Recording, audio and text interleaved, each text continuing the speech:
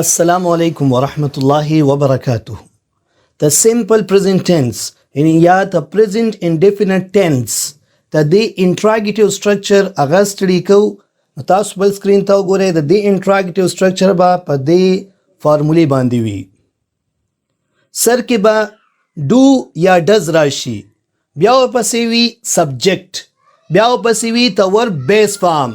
بیس فارم دا مطلب چې هغه ورب چې هغه کې اس یا ای اس سم وسنې لګېدلې سمپل ورب وي.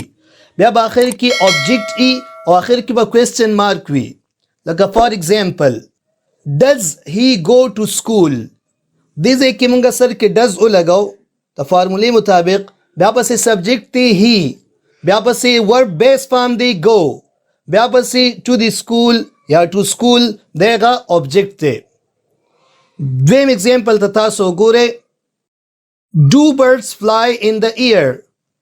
ډو برډز فلای ان د ایر، سر کې مونږ ډو ولګاو، برډز پکې سبجیکټ دی، فلای ورب دی او ان د ایر هغه بس یا خو پریپوزیشن وغیرہ یعنی آبجیکټ ورته ووایه چې هغه ورسره لګېدلی دي. ډو ډاګز ایټ بونز، دلته ډو راغلی دی په سر کې، بیا پسې سبجیکټ دی، بیا پسې ایټ پکې ورب شو او بونز پکې آبجیکټ دی. نو دا د سمپل پریزنټ ټینس انټراګیټیو سټرکچر جوړولو طریقه ده.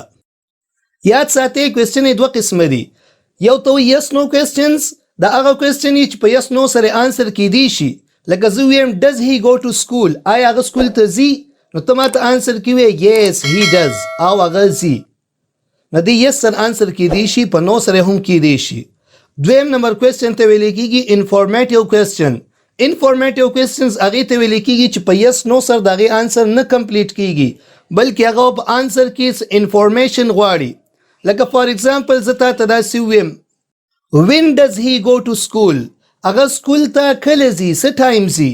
نو ته اوس ماته داسې نشي ویلی چې یس، دا ته دی کې آنسر کې یس ویل صحیح نه دي، او ته ماته داسې هم نشي ویلی چې نو، بلکې ما له به ته وین ډز هی گو ټو سکول کې یس نو د آنسر په ځای باندې یو انفارمیشن راکې، علي به د آنسر صحیح وي.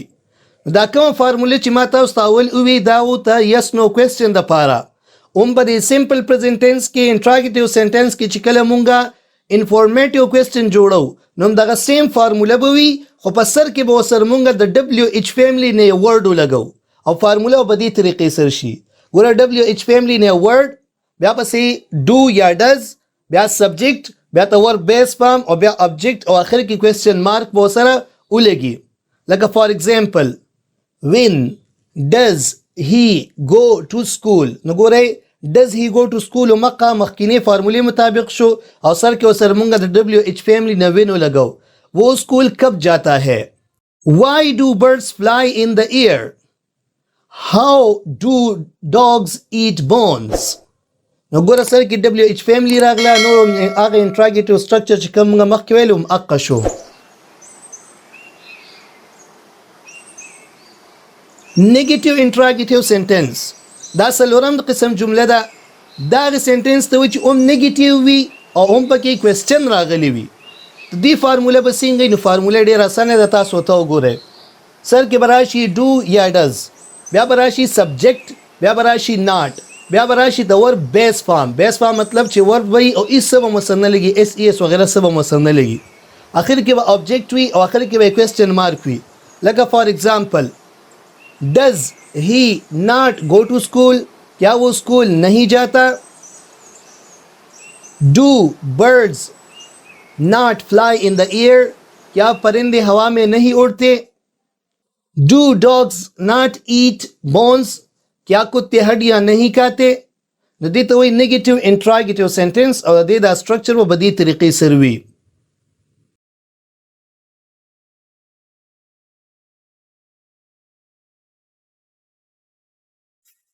اوس راځو د دې ویډیو د ټولو نه اهم ځای ته، هغه دا ده چې سمپل پریزنټ ټینس خو ما وویې، خو لیکن په ریل لایف کې دا څنګه استعمالیږي، د دې استعمالات زده کوو او دا استعمالات په تاسو لپاره ډېره زیاته فایده وکړي، ځکه دا سټرکچر د دې مینینګ روباسل پہچان وغیره دا اکثر ویډیوز کې بیان شي، خو لیکن د دې د استعمالات په ریل لایف کې چې دا انګلیش په موږ خپل ډیلی لایف کې څنګه یوز کوو هغه موږ ته خاص څوک نه بیانوي.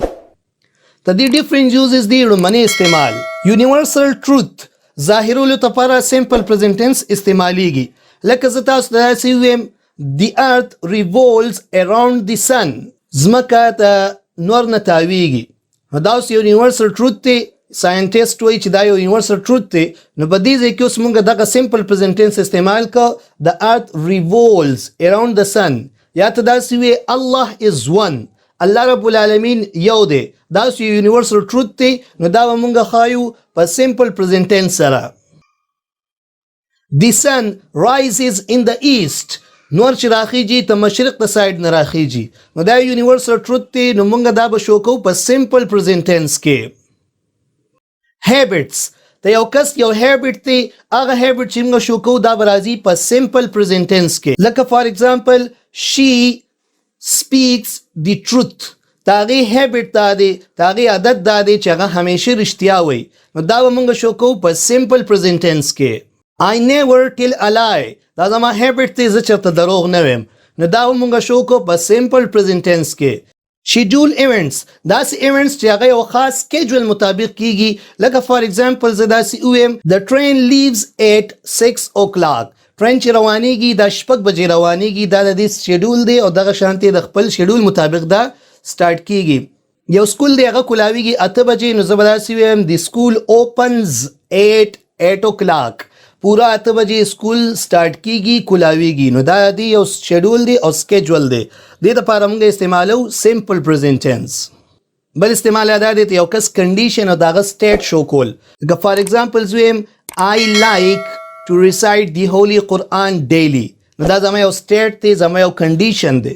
He likes chocolate. دا هغه چاکلیټ یعنی چاکلیټ یې خوښ دی. نو دې دپاره هم موږ سمپل پرزنټ ټنس یوز کوو. لاست استعمال او ډیر زیات زبردست هغه دا دی چې کله یو پاست ایونټ او هغه دوی په اخبار کې په ټایټل کې شو کوي. هیډینګ کې یو پاست ایونټ شو کوي. نو هغې دپاره یوز کیږي سمپل پرزنټ ټنس اگر که دا کار په پاست کې دی.